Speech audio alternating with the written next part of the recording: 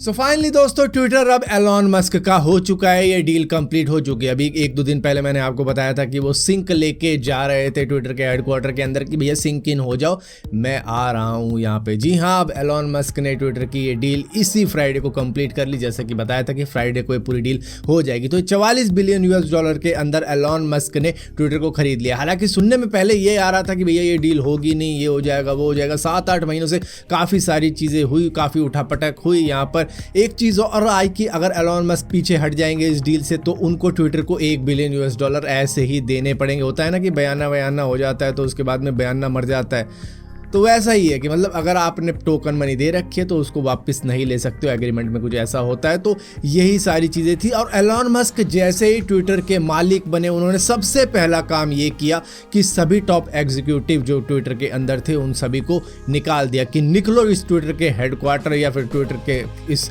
Office से बाहर के, भैया अब तुम्हारी ज़रूरत नहीं। इंक्लूडिंग सीईओ पराग अग्रवाल, उनको भी फायर्ड कर दिया, जो कि लास्ट नवंबर के वक्त में ही ट्विटर के सीईओ बने थे और काफ़ी ज़्यादा खुश थे। उनका पूरा 1 साल भी नहीं हुआ कि उनको पहले ही एलॉन मस्क ने निकाल दिया। और इसी के साथ साथ ट्विटर की एक पॉलिसी चीफ थी जिनका नाम विजय गड़े था, उनको भी निकाल दिया गया है क्योंकि उनकी कुछ ऐसी पॉलिसीज़ वगैरह के चलते हुए फॉर्मर पीएम डोनाल्ड ट्रंप को भी बैन कर दिया गया था 2021 के वक्त में। तो शायद ऐसा लग रहा है कि डोनाल्ड ट्रंप भी अब ट्विटर पे वापस आएंगे झूमते लहराते हुए। लेकिन हाँ, खैर उनका खुद का भी एक सोशल मीडिया प्लेटफॉर्म है, शायद वो उसी पर बने रहे या फिर वो वापस आ जाए ट्विटर के ऊपर ही। सो एलॉन मस्क ने तो जैसे ही ट्विटर को टेक ओवर किया है, वो तो नायक फिल्म के अनिल कपूर बन गए हैं और सारे ही फैसले फटाफट ले लिए कि इसे निकालो, उसे निकालो, उसे लाओ, ये करो वो करो।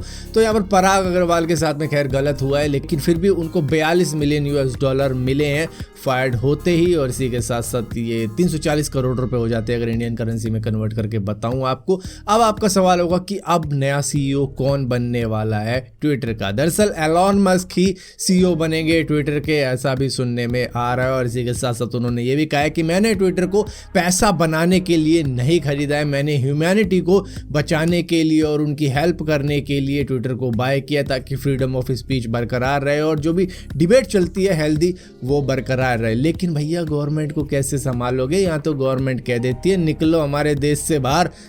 कहाँ संभालोगे तुम ह्यूमैनिटी या फिर फ्रीडम ऑफ स्पीच? वही देखने वाली बात होगी अब।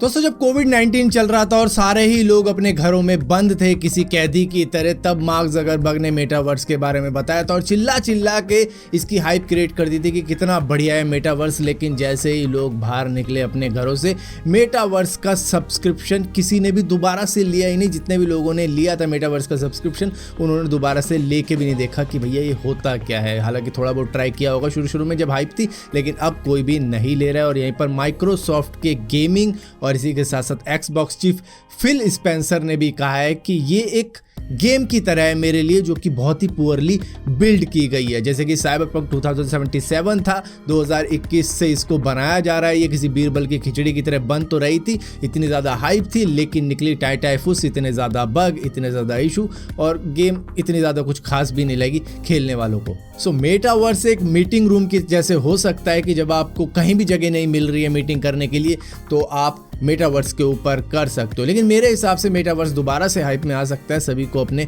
घरों के अंदर बंद करवा दो। दोस्तों एप्पल अपने आईफोन 14 प्लस को कट डाउन करने वाला है क्योंकि उसकी डिमांड इतनी ज़्यादा हो नहीं रही है, लोग उसको बाय नहीं कर रहे हैं। हालांकि इन्होंने काफ़ी ज़्यादा बताया था कि बड़ी स्क्रीन का फ़ोन आपको सस्ते में मिल रहा है। जी हाँ, 80,000 रुपये सस्ते होते हैं तो होते हैं, तो इनको इतना ज़्यादा सेल मिल नहीं रही है आईफोन 14 प्लस की, तो ये अब अपनी इस प्रोडक्शन को बंद करने जा रहे हैं। लेकिन आईफोन 14 प्रो और प्रो मैक्स की डिमांड काफ़ी ज़्यादा है पिछले साल के मुकाबले में।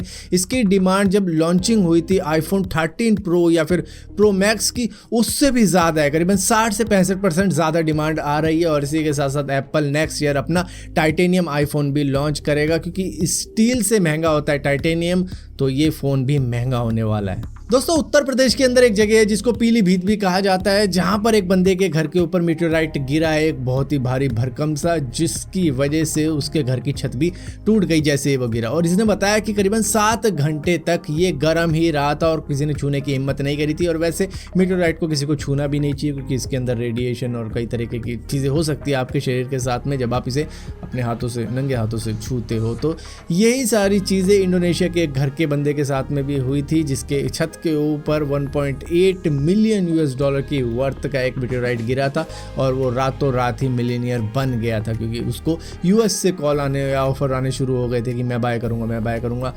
खैर यहाँ पर ये जो यूपी के अंदर गिरा है मेटेओराइट, इसके ऑफर इनको आए हैं या नहीं आए नहीं मालूम, और क्या पता गवर्नमेंट क्लेम कर दे कि भैया ला दे, हम इस पे रिसर्च करेंगे, तुझे ना दे अठन्नी भी। दोस्तों नासा ने सूरज की एक ऐसी इमेज कैप्चर करी है जो कि ना तो हमें कभी देखने को मिली है, ना कभी देखने को शायद आगे के वक्त में मिल सकती है। दरअसल ये सोलर डायनामिक्स ऑब्जर्वेटरी ने कैप्चर करी है, जो कि देखने पे हमें ऐसा लगेगा जैसे कि सूरज हंस रहा है, लेकिन ये कोई भी एडिटेड इमेज नहीं है। नासा ने खुद बताया कि ये अनएडिटेड इमेज है, हालांकि एडिट करता है नासा अपनी कई सारी इमेजेस को, लेकिन ये जो ब्लैक पैचेस हैं ये कोरोनल होल कहे जाते हैं। ये एक ऐसे रीजन होते हैं जहाँ से बहुत तेज सोलर विंड निकलती है जो कि स्पेस में फैल जाती है।